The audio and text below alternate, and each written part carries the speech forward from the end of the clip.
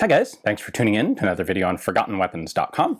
I'm Ian McCollum, and today we're going to take a look at a pistol that really can't be forgotten quickly enough.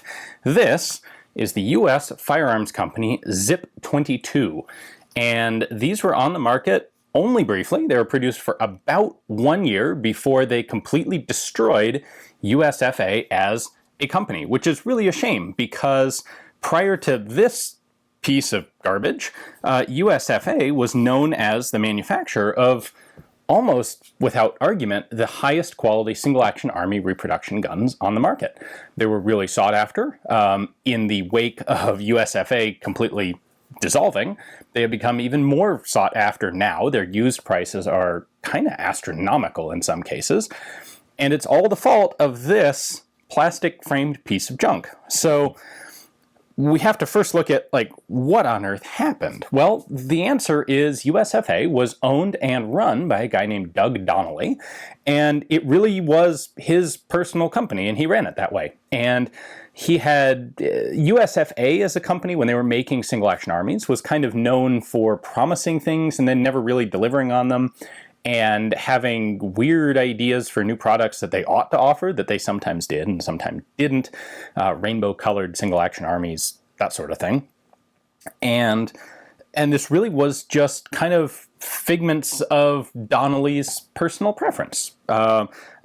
I'm speculating here, but one would suspect he made money elsewhere, hopefully, and treated USFA as more of a hobby than a real business. And this would really come down to bite the company badly, because Donnelly's worldview was really kind of completely divorced from reality when it came to the Zip. So this was apparently an idea he came up with that he thought would be really cool and really wanted to produce and wasn't able to for a little while. And as best I can tell, the concept here is to make a gun that is extremely cheap or extremely affordable, depending on how you want to phrase it.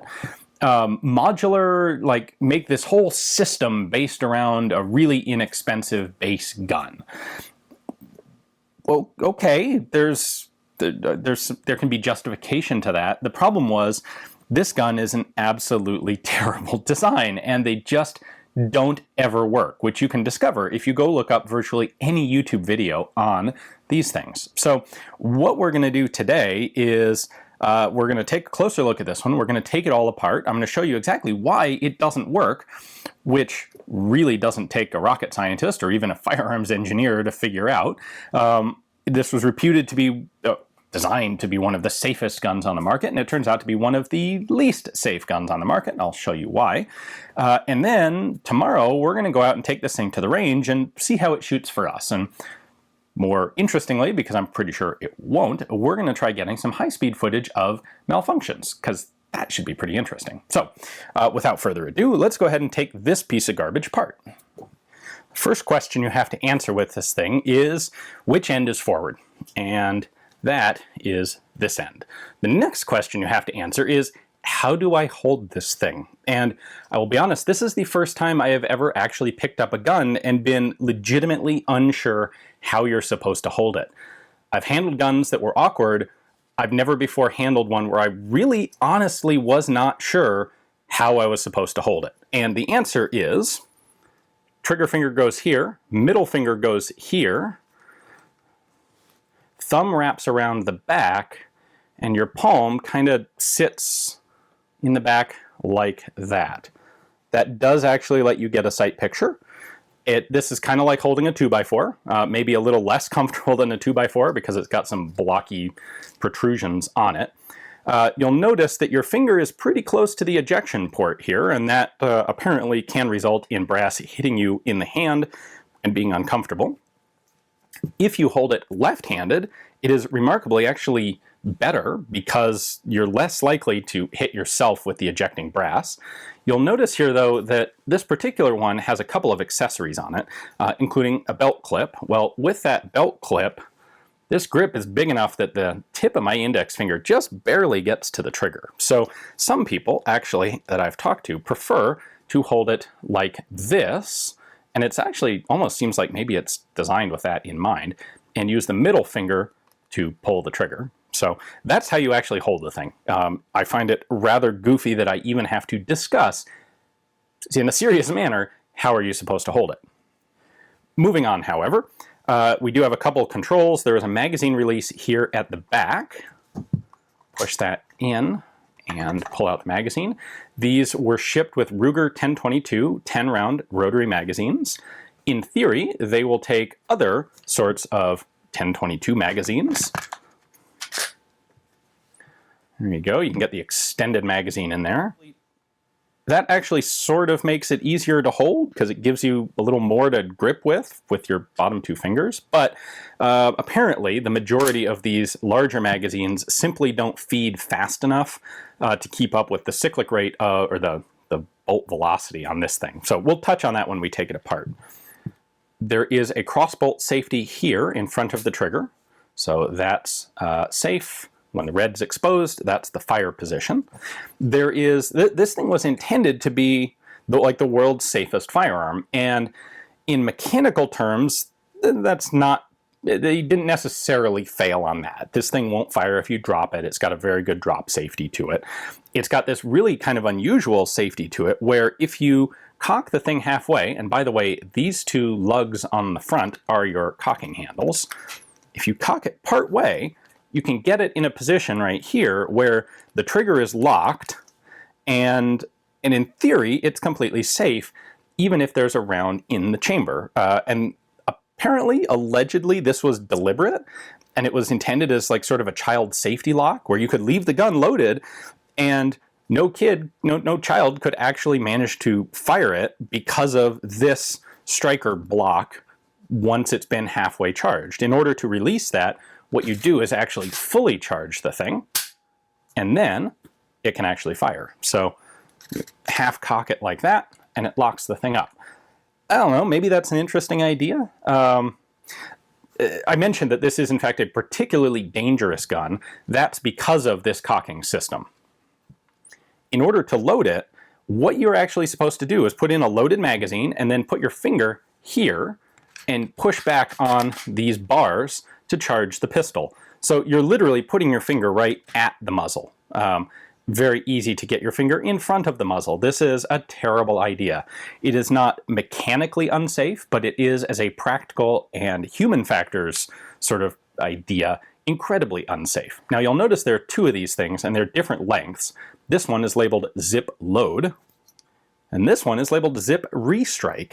The idea is if you cock the thing most of the way, but not quite all the way, you can actually reset the striker without fully extracting the cartridge. And if you have a dud 22 that doesn't want to fire the first time you strike it, you can use this lever. You just pull it, because you're using this shorter lever, you can't pull it back as far. You can use that to recock the action. Or you can use this long lever to actually fully load a cartridge. Now, my understanding, and we'll find out for sure tomorrow when we have this at the range, my understanding is this short one is actually long enough that it does tend to eject the round, or at least jam it up such that the gun malfunctions. We'll see about that, but that's the reason why there are two of these. In light of that safety issue, this gun actually has an extra little widget on it that was intended as a workaround for that. And this is a sort of a cocking lever, sort of. What you do is, presumably when the gun's empty, like this one is, you can pull back on the restrike lever, and then you can push this. There we go. You can push this out, and it will actually catch that and hold the bolt open until you pull this backwards, which will then release it. So in theory, this gives you a safer way to cock the pistol. Lock it open, put the magazine in, and then drop it like that. How well that actually works, I don't know. And this, by the way, is very much an aftermarket or afterthought sort of accessory. You will not find this on the standard guns. They did mold USFA zip 22 into the side of the casing here. As far as the legal receiver component, it is the right side of the frame molding, which comes in half for a complete detail strip. They've embedded a little piece of metal in here with a serial number. It will be interesting someday when someone does a serial number analysis of these to find out how many they actually made, because I bet it wasn't more than a couple hundred. Anyway, we're going to go ahead and disassemble this now. You do that by actually pulling off the top cover first. I should say this has also been one of the least intuitive guns to take apart that I've ever messed with. I don't want to sound like I'm bragging here, but I've taken apart some pretty weird guns, and this one is legitimately kind of up there with how do you do this? So anyway, to take this off, we're going to lift up on the rear sight and then slide this whole plate backwards. By the way, this opening here is so that you can see the striker. So for example, because we can see that orange striker in there, we know that the gun is cocked. When you fire it, or dry fire it here, that disappears. So now the gun is uncocked. Anyway, I'm going to lift this up fairly high, and then there we go. All of the bits on this are tight, which I suppose is a good thing. This, there we go, slides off. That has your sights. They did actually offer like 4 different versions of this piece. There's this one, which has just plain plastic square sights on it.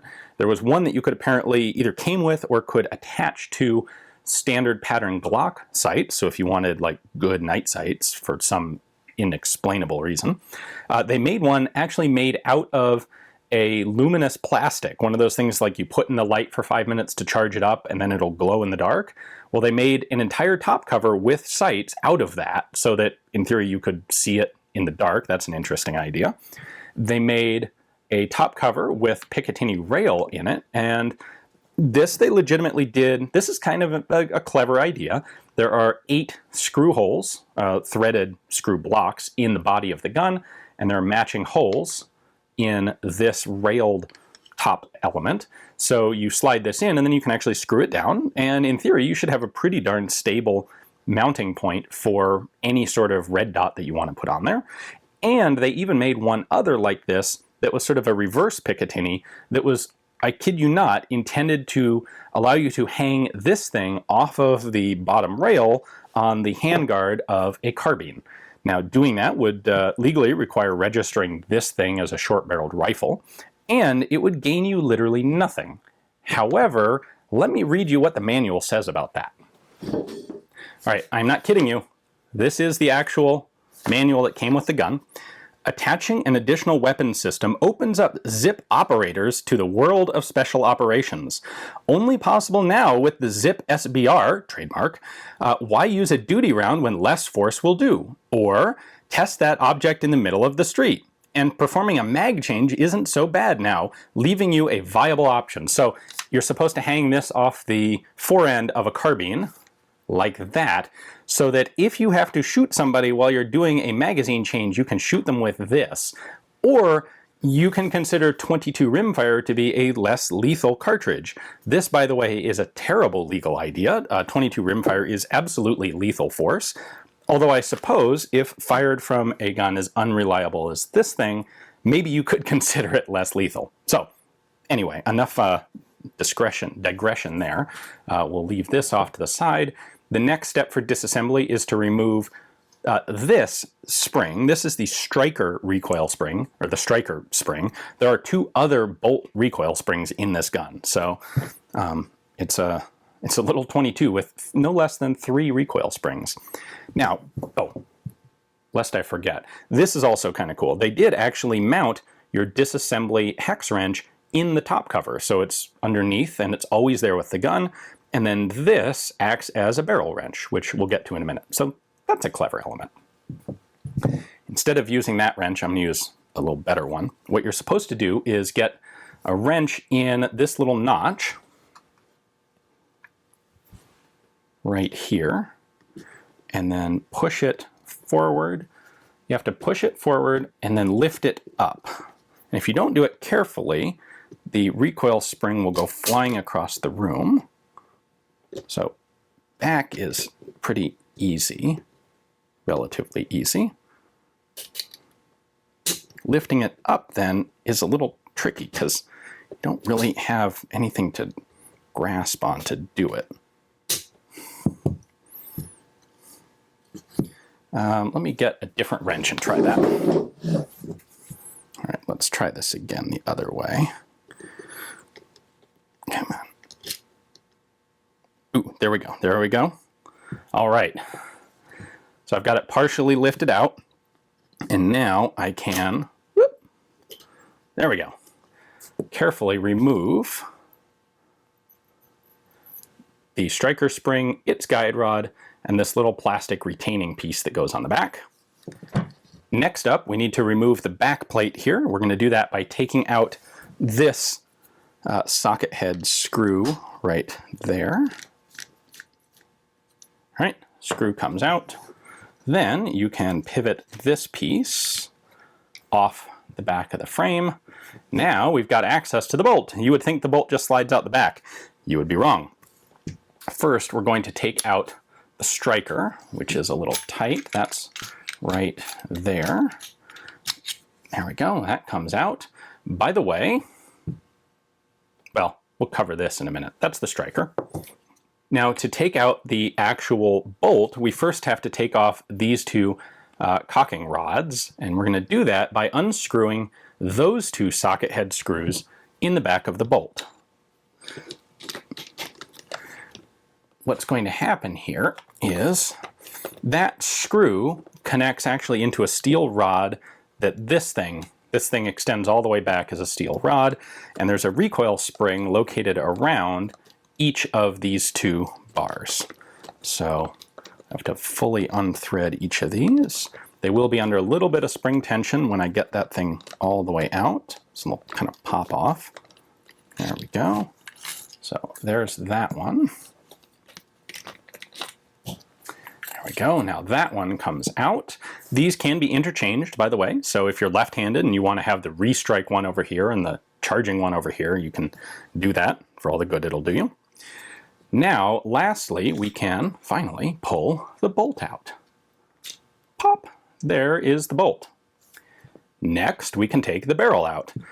This thing has this sort of 4 protrusions pattern thing on it, and the idea there is that you can loosen it using this top plate as a wrench, like so. There we go. It's actually kind of easier just to grab this with your hand and unscrew it. This piece is this basically just tightens the barrel in place. This is just plastic, as is most of this gun.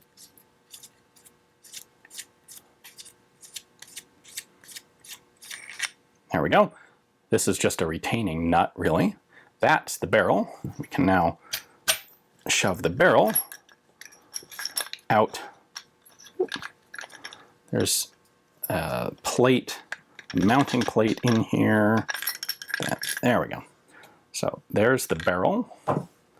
Then we can take the guide rod here and drop it forward.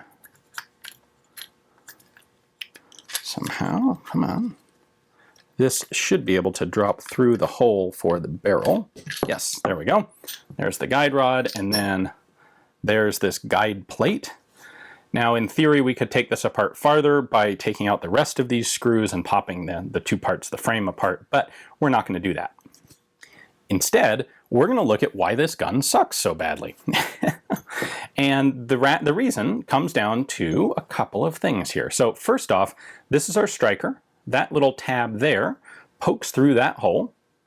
That, when you fire, and that's what hits the rim of the cartridge and fires it. This thing is made of polymer. This is not metal, and this is the entirety of the reciprocating mass. Well, I guess this thing actually does technically reciprocate as well. This weighs more than the bolt does. These two together are the only things that are actually cycling back and forth. So what this means is that these things move extremely fast. The only thing on a blowback firearm like this, the only thing that holds the bolt shut when the gun fires is inertia. So because these things are so light, they start moving very quickly when you fire. The bullet's pretty light, but So are these. This means you have a very high bolt velocity. That's why aftermarket magazines don't tend to work, because this thing flies backward, hits the back of the gun, and there's very little over travel space for it. In fact, there's basically no over travel space for it. This hits the back of the gun, slams back forward under spring pressure, and tries to pick up a cartridge, often before the magazine has been able to actually push a cartridge all the way up into position for feeding.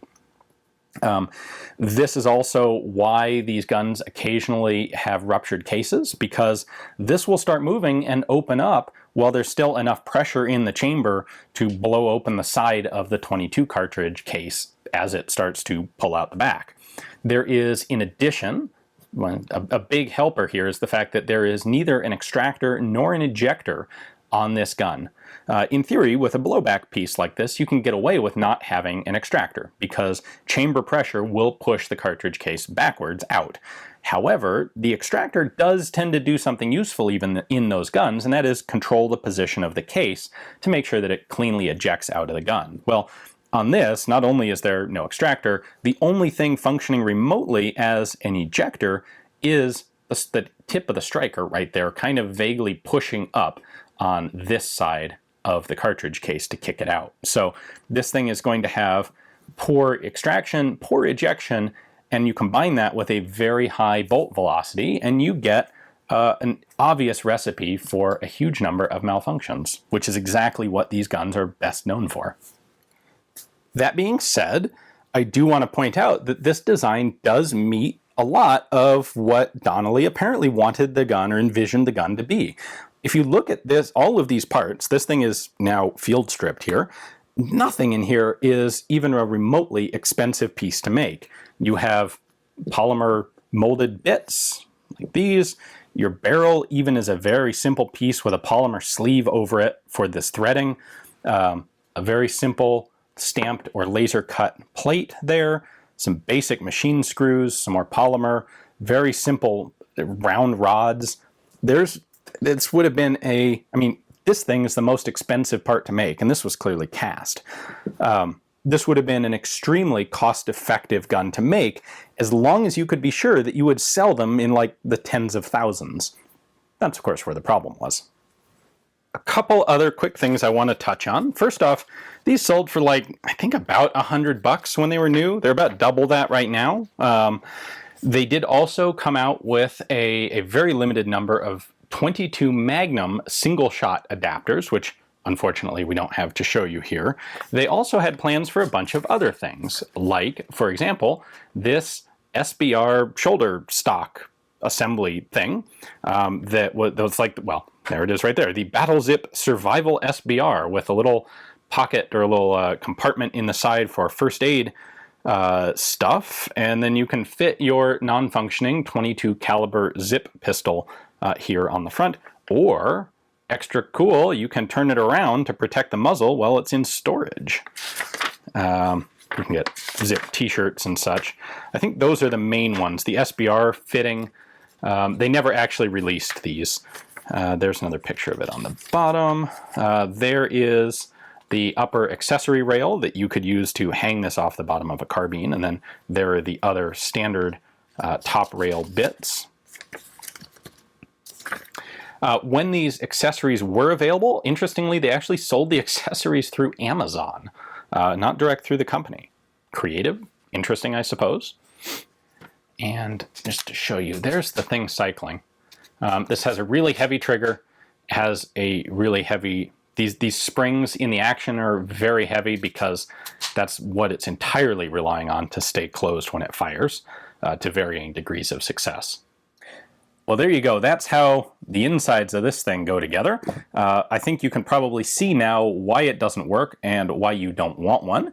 You should also be able to see pretty well how it fit Donnelly's, as far as I can reconstruct it, Donnelly's worldview of, a modular cheap pistol. There's nothing complicated in here. Even the barrel itself is a very simple piece of material. And then most of the other parts are laser cut steel or maybe stamped steel or just molded plastic. So I kind of see where he was going. The problem is he was kind of crazy, and where he was going wasn't somewhere anyone wanted to be.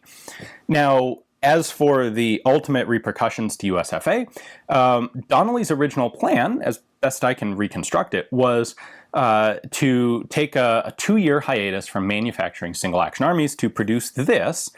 And the way they did that was by selling all of the tooling and equipment that they used to make single-action armies to raise the capital to make this thing. Because while all the parts are cheap individually, you have to order them in bulk in large quantity in order to get those cheap prices, because a lot of the bits in this come out of plastic molds. So they spent, I don't have exact figures, I didn't talk to anyone who actually knows the dollar value, but they had to have spent a tremendous amount of money on molding jigs or molding dies to get the parts to make a cheap gun like this. And the problem was it completely fell on its face because it is completely unreliable and a complete piece of junk. And so the original plan had been, we're going to sell all of our actual high-quality firearms tools, invest all the money into this thing. This will somehow miraculously make a giant pile of money, which we will then use to purchase new machine tools and start up production of the single-action army again, which isn't a big priority because I'm Doug Donnelly and I got bored with that. So that was, I think, the original plan, and it fell apart because this utterly failed to make any money whatsoever. So these guns were produced from like late 2013 into early 2015, I believe, about a year, just a little over a year. The company formally dissolved in January of 2017. It moved right about the time that they started manufacturing these. The company legally moved from Hartford, Connecticut, where it had been based, to Jackson, Wyoming, but it never really had an office in Jackson. It was just like a business or an FFL or a business license held at a lawyer's office. So the whole thing kind of just fizzled up and blew away like dust, leaving us with a number of relatively inexpensive, worthless guns and a great collector's market now for USFA single-action armies. Those things were expensive to begin with and have only gone up in value because they will never be made again. I think there are some people who have some forlorn hope that USFA will come back and their really nice single-action armies will come back, but I think it's pretty much guaranteed that they are gone forever. So anyway, that is the story of the USFA Zip 22. Stick around tomorrow. We're going to take this thing out to the range and get what I anticipate to be a lot of unimpressive footage of it failing to fire, and hopefully some pretty cool slow motion footage of the bolt opening too early. If we're really lucky, we can get a really good slow motion shot of a ruptured casing in this thing. That, to me, is by far the most valuable characteristic of this guy, is it's going to let me get some really cool slow motion failure footage. So stick around for that. Thanks for watching today.